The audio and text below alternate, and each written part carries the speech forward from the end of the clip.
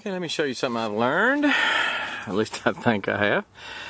Went and bought some green onions and just basically cut the tips off of them, about the root, and about maybe a ½ an inch off each one. I'm going to bury them, obviously root side down, in a tub or a pot here, if you will. And my understanding is that they will produce more green onions. Already got a dang good root system on some of these. They'll produce over and over and over again. You just come out and snip the tops off for your green onions. So this may be something you want to try, and I'll come back a few days from now and do an update on it. But basically, I'm just gonna, well, that's got a lot of roots. I'm just gonna cover it up and maybe put about a ½ an inch of soil on top of it. I'm gonna, cover it up, but not just real deep. And you could probably put these fairly close together also.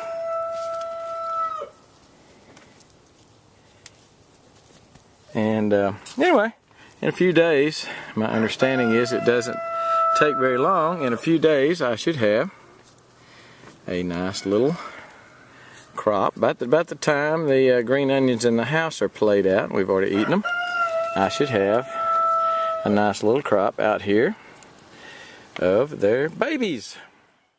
Okay, that was then. This is now. That's 12 inches long, 6 inches, 8 inches, 12 inches. So the experiment works well.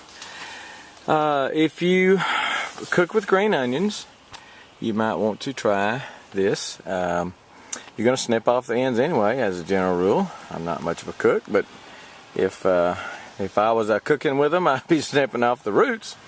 And go ahead and plant the roots. This is in my greenhouse, but there's no reason this would not work besides just in a little box beside the window, a little flower pot. I don't even know that it has to be in a sunny place. This just happens to be sunny. But so anyway, you come in here, basically snip these off, cut them up, fix them in a meal. They grow back, snip them off. So you've got perpetual onions here. I don't know how long they'll last, but I would suspect that they would last for a pretty good while. Anyway, this is a little tip how to have some perpetual green onions. I've got some greens. These are tender greens growing down here in a raised bed inside the greenhouse. I just watered them, so they're kind of flattened out right now. But some tender greens. These are radishes, and I need sorely to thin these out. And just planted some spinaci down here. I had grown that from seed. Spinach, I think it's Bloomsdale. Spinaci, and this is the same thing. No, that's broccoli. That is braccahaki. That is spinaci. I'm not even Italian. The spinaci, the braccahaki. Anyway, you get it. And if you don't have a greenhouse and would like to have one, check out one of my earlier videos, like my second or third video, Texas Prepper's Greenhouse. Very easy to make, very inexpensive little greenhouse for less than 150 bucks. That's probably less than 100 bucks without the plastic, and then you choose your own plastic. This just happens to be some pretty good 4 mil or 6 mil, but cheap, inexpensive greenhouse made out of cattle panels framed up on the ends.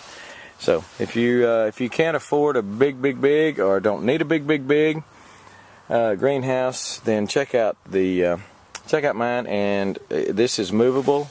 I've got it. You can't really see it, but I've got it on skids, and you can move it around wherever you want it. If you've got a sunny place in the summertime or in the wintertime, and then summertime you want to put it maybe under some shade, want to move it under some shade to raise some things in, then you can certainly move it around. Anyway, that is it. But I just want to show you the onions, and I'm not sure how long ago it was. I'll look at the other video and have already put it down there, I'm sure, in the captions somewhere. But this is a good way to have some green onions and just keep them going. I think that's going to do it. We're going to be gone now.